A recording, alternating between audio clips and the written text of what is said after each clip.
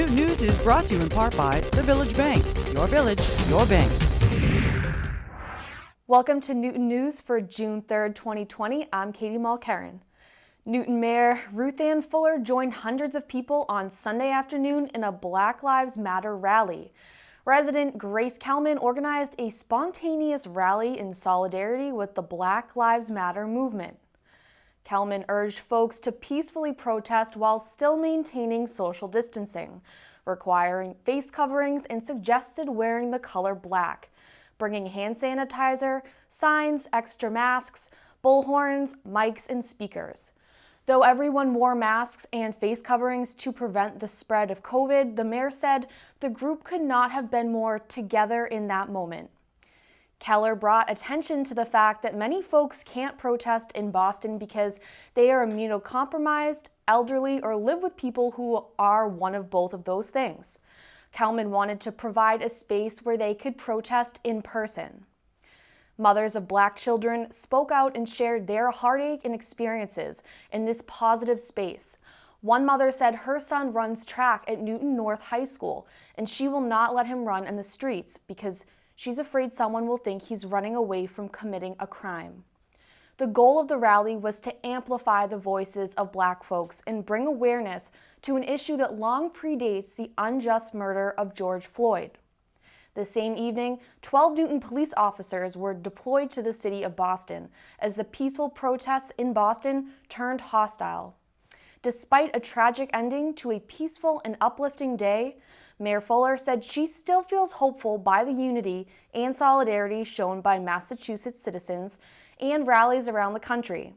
She will be working with leaders from Newton Police Department, Newton Public Schools, the Newton Human Rights Commission, Families Organizing for Racial Justice, affordable housing advocates, the Newton Interfaith Clergy Association, and others committed to social justice reform to help end systematic racism. There will be no in-person summer camps happening this summer. According to Mayor Ruth Ann Fuller, the decision was made after reviewing the newly released guidelines from the state and seeing that the types of camps offered and the available options to modify them were not feasible for the camps to operate safely. This cancellation is for all camps in Newton, but there are other resources to consider.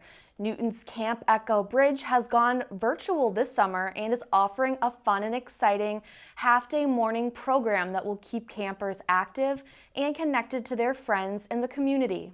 The mornings will include a mix of live and offline camp programs that will be offered in blocks between 9 a.m. and noon.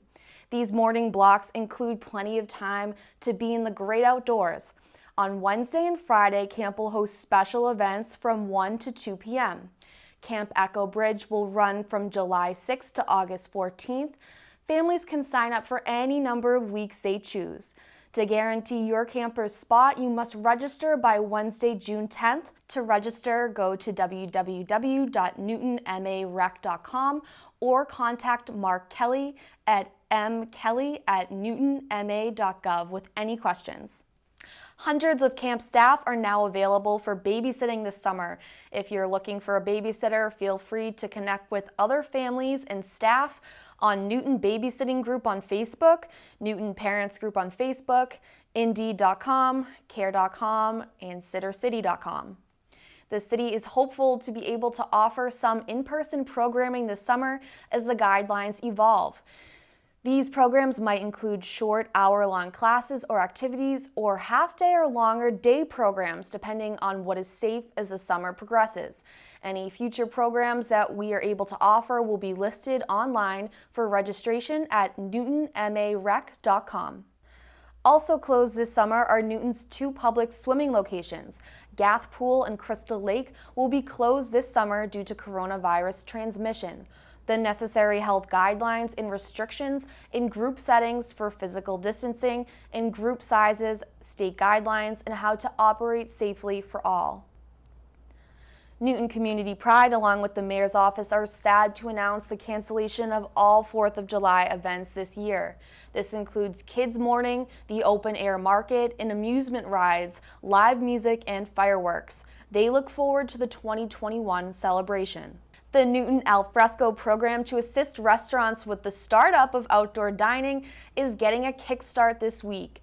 On Wednesday, the city's Board of License Commissioners will meet to consider measures to enable all Newton restaurants to have outdoor seating, both on their sidewalk areas in front of their establishments and in a portion of their privately owned parking lots if they're immediately adjacent to the restaurant property.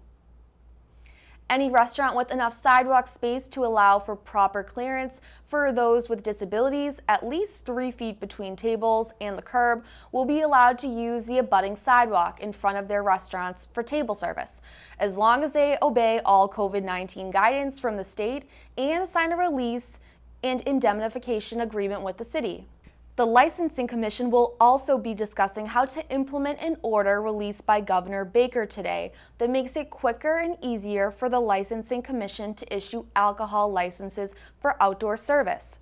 The city will also be placing picnic benches in village center parks near multiple restaurants for takeout eating, will evaluate temporary closures of portions of public parking lots, street parking lots, and street segments to allow for expanding outdoor dining as well. Governor Baker will announce on Saturday whether the health indicators will allow restaurants to proceed on Monday, June 8th with expanded outdoor dining. While COVID-19 continues to impact lives here in Newton and around the world, there is a unique opportunity now to document this life-altering event in a very personal way. Through photography in your stories, an opportunity to mark ways in which this pandemic affects your families, your work, your community, and your daily lives. Through a collaboration between Historic Newton, Newton Community Pride, and the City of Newton, a project called Newton Community Cameras has been created. You're encouraged to submit a still photo taken in Newton with a description of its significance and submit to this contest. All photos submitted will be archived at Historic Newton for future generations to view and learn about life here during the COVID-19 pandemic. From the submissions, 20 will be selected to be part of a public exhibition at the City Hall galleries sometime in the future. More information is available online at newtoncommunitypride.org/photos. The MBTA is taking advantage of this period of low ridership in the Safer at Home advisory to accelerate repairs on the Green Line D branch track and signals. They are closing the line between Riverside and Kenmore stations for 2 9-day work periods in June and providing shuttle service instead. The 2 9-day closures are expected to cut 162 days off the project's timeline, bringing it from 37% complete to 72% complete in June alone. The project, which does include noisy work adjacent to Newton neighborhoods and village centers, will modernize and improve service along the Green Line. The upgrades are designed to make service through Newton more reliable, faster, safer, and when there are failures, response times faster. Over 21,462 feet of running rail will be replaced, as well as turnouts, switches, and signal equipment. Free shuttles will run from Riverside to Kenmore, stopping at Newton's Green Line stations from Saturday, June 9th through Sunday, June 14th, and then from Saturday, June 20th through Sunday, June 28th. There will also be express shuttles between Riverside and Woodland to Copley during the traditional hours when we used to have weekday rush hours. While this year's Pride flag raising ceremony was unable to gather people together in person, it was held next to City Hall and streamed out live to celebrate and take pride in the LGBTQ+ community. Here's the event in case you missed it. Good evening. On behalf of the Newton Human Rights Commission, I'd like to welcome everyone. I'm Hattie Kerwin-Derrick, Chair of the Human Rights Commission. Welcome to our annual Pride flag raising in support of LGBTQ+ community. I would like to thank the Newton Human Rights Commission commissioners and dignitaries who are and have supported this event who are watching virtually. The HRC runs a number of events throughout the year. This is one of the events where we can celebrate individuals who make a difference or who have made a difference in the lives of the LGBTQ individuals. This year is particularly important as we look at what is happening in the world around. We need to support each other and everyone, regardless of their race, color, religion, sex, gender identity, sexual orientation, national origin, age, disability, or genetic information. We need to be there to work against the oppression and work towards a place of unity, civility, and understanding for all. Although we aren't able to be together this year for the flag raising, I encourage everyone to show their support and raise their own flags in their windows or outside. Please take a moment to send it to us so we can broadcast on our Facebook page at #NewtonPride. I'd like to welcome our Mayor Fuller, who is very supportive of HRC and all residents who live, work, and commune in Newton. Thank you, Mayor. Thank you, Hattie.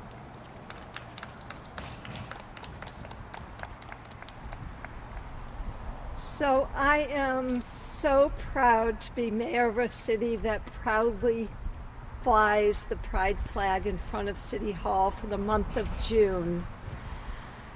And I will say we gathered this year during a particularly difficult time. This highly contagious disease, COVID-19, is very much still with us. Has certainly led to a pandemic, and we've had 107 Newton residents die with COVID-19.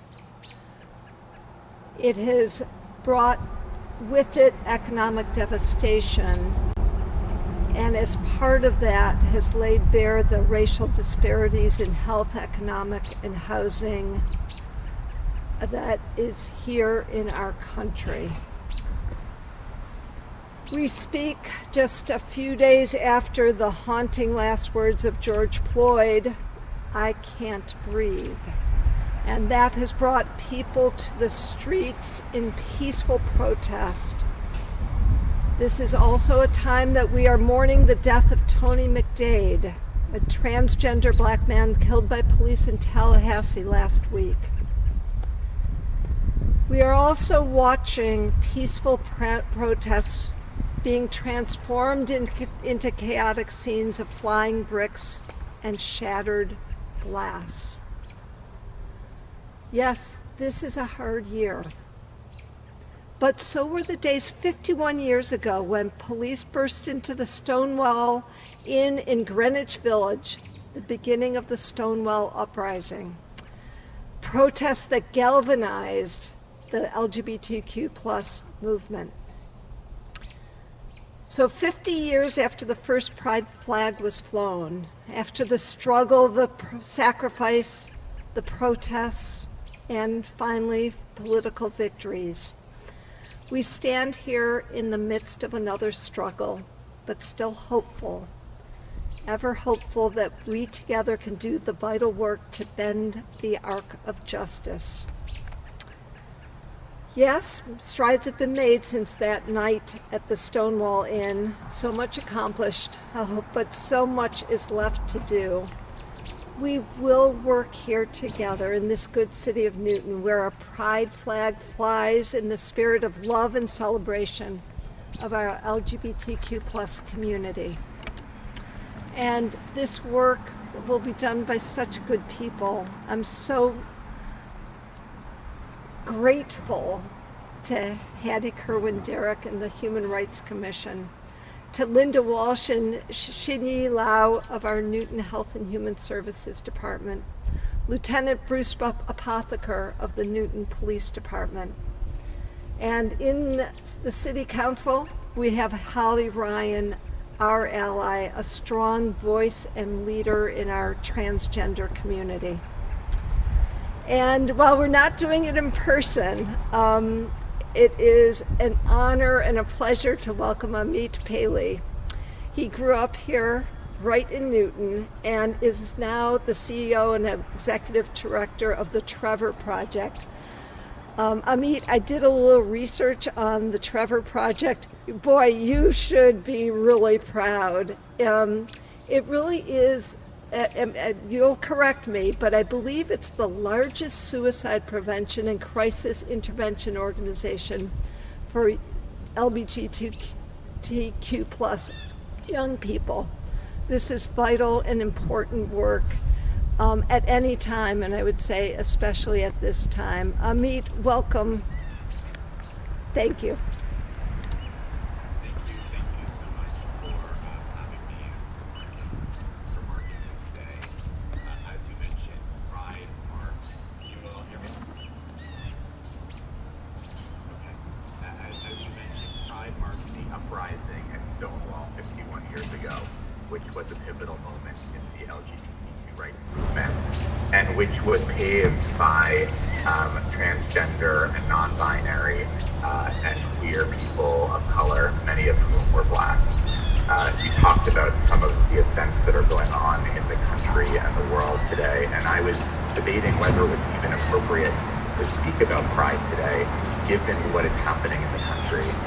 But I believe that it is, and decided that I want to use my important voice, that it is important that I use my voice to make very clear that Black Lives Matter. It's impossible to mark Pride today without acknowledging the senseless and unjust killings of Black Americans and the systemic racism that is leading to that violence. When I grew up in Newton, I was a closeted gay young person, and that certainly had its challenges, but those pale in comparison to the incredible privilege that I had because of the color of my skin.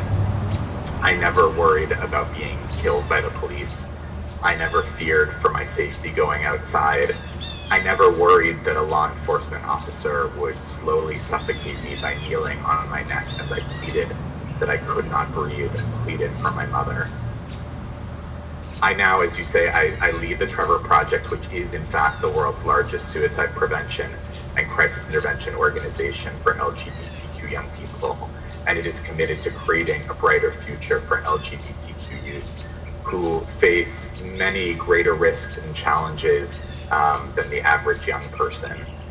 LGBTQ young people are more than 4 times more likely to attempt suicide than their peers, and transgender and non-binary young people are at even higher risk. The Trevor Project recently conducted research that found that more than half of transgender and non-binary young people seriously consider suicide every single year. And that is why the Trevor Project offers many services for LGBTQ young people.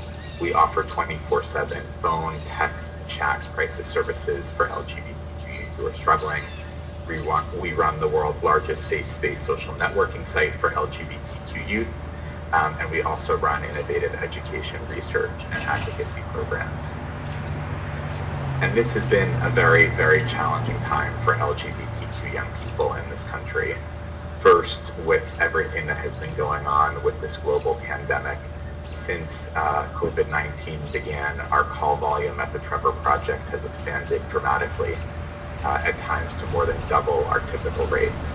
There are LGBTQ young people right now who are being forced into homes with family and often parents who are not affirming, who are not supportive.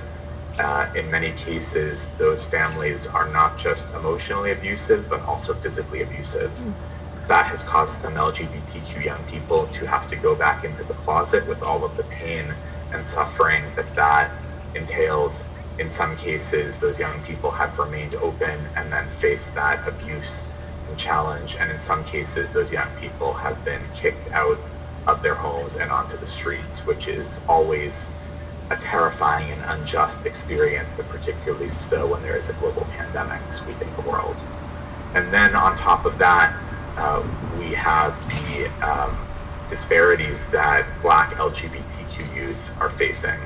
The Trevor Project's research has found that Black LGBTQ young people face similar rates of suicide attempts and similar mental health challenges, but they are much less likely to be able to access professional mental health care. So we have heard over the past few days from LGBTQ youth, and in particular Black LGBTQ youth, who have expressed a variety of feelings as they try to process these difficult and painful and infuriating events. Across all of our crisis services on phone, text, and chat, young people have shared grief, a sense of helplessness, hopelessness, disconnection, rage, desire to escape, fear, and also numbness. And so, as we mark Pride in 2020, it is important not only that we commit to equality for LGBTQ people, but that we also commit to equality for Black Americans, and that we commit to anti-racism and to end the injustices that have plagued this country for far too long. And so, rather than ending by saying Happy Pride, I want to wish everyone a meaningful and changeful Pride. And I hope that we all demand and work for a day when all people, regardless of the color of their skin or their sexual orientation or their gender identity, can live free of violence and discrimination. Thank you again for having me. Thank you. And we will now virtually raise the flag.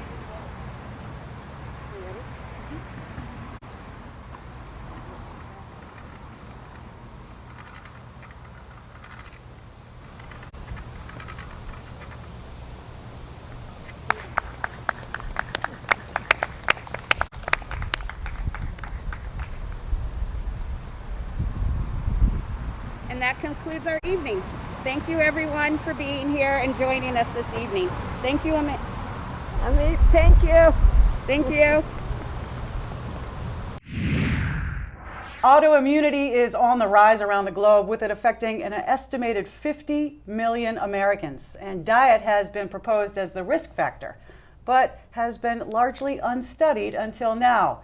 Joining me in the studio to discuss their investigation between diet and autoimmune disorders are Iosif Gerstein, a systems immunologist at Ajax Biomedical Foundation, and Dr. Leonardo Ferrara, a molecular immunologist and human genome engineer at the Department of Surgery at University of California, San Francisco. Thank you very much for joining me today. This is a very interesting topic, and one that, as I stated, hasn't been studied that much. So why did you decide to do this study?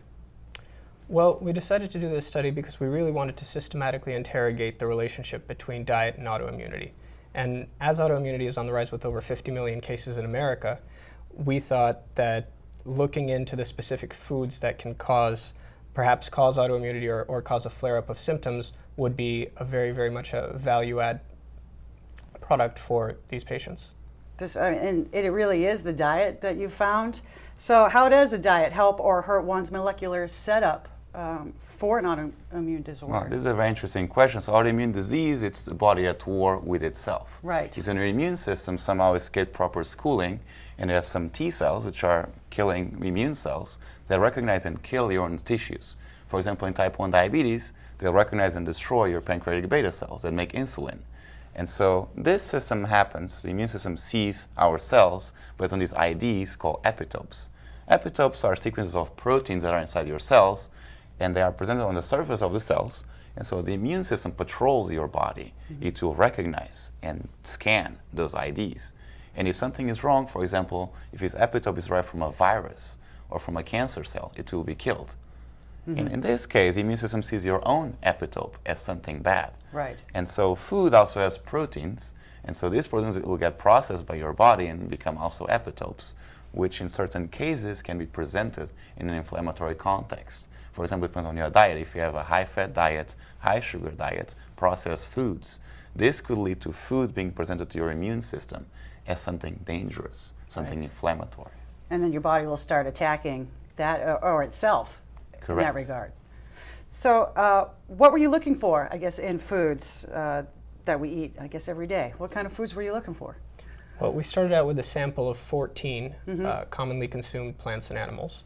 And what we did is we looked at the components of the protein. So the protein can be divided into peptides, and peptides further divided into epitopes. And so we looked at about 18,000 autoimmune-associated peptides, human autoimmune-associated peptides, and looked for overlap between those epitopes and the epitopes present in these 14 organisms. So we looked at pork, beef, lamb, as well as rice, quinoa, just a wide variety. And we were looking for outliers. We were looking for finding out, A, for which diseases, which animals contain more overlap, and also we were looking for unique overlaps. So what was the process in order to find those unique overlaps? What process did you use to find those? Well, so we started by really taking these 18,000 protein epitopes that have been previously implicated in autoimmune disease, and then we lined those up with the complete protein sequences of these 14 organisms. So pig, duck, quinoa, rice, etc. Right. And so we mapped those and we built this massive database where we can now go and like cross-check each of these epitopes in animals in each specific human autoimmune disease. And looked at over 70 of those. And you came up with, so what was your conclusion, like at the end of all of these different? Well, what we did is we created indices. We created the GF index, which you've named after yourself. Yes. Gersten-Ferrer the index. Gersten-Ferrer index. And what we did is we created graphs that would show which diseases have which overlaps per animal. So you can visually see which, per disease, where there is the most overlap, where is the highest risk, potentially, according to theory. And then we created one further layer, which is unique GF index, which finds which animals have most unique associations with that disease. And there we had one massive outlier, which was the pig. So the pig has roughly 700 unique epitopes that are associated with autoimmune disease. It maxed out our scale. Do you happen to know why the pig was the one? Is it because it just eats anything? Do you have any idea as to how that came about, pig being the number one cause? It's a very good question. I guess one could say like genetic similarity definitely plays a role. So a pig is much closer to us than rice would be. And so this index for a pig is much higher than it would be for rice. But it's more than that. Like you could not predict, because as I also just said, there's like unique epitopes. So if you look at like total epitopes in like pig or beef, they're similar. But if you look at unique epitopes, there's almost 1,000 of those that are only found in the pig and nowhere else. At least in the 14, actually now 25 different food sources that we've looked at as of today. And it's because it's very similar. Well, we don't know why. Right. The tissues have more epitope level similarity than could be just predicted by genetic similarity. But this study that you've done will now help further studies. So is that on the agenda, not necessarily from you, but in the future for other studies to happen to take a closer look at the pig perhaps, or other factors that may cause an autoimmune disorder? Absolutely. So the first thing we're doing is we're extending the database. So right now we're up to about 25 animals.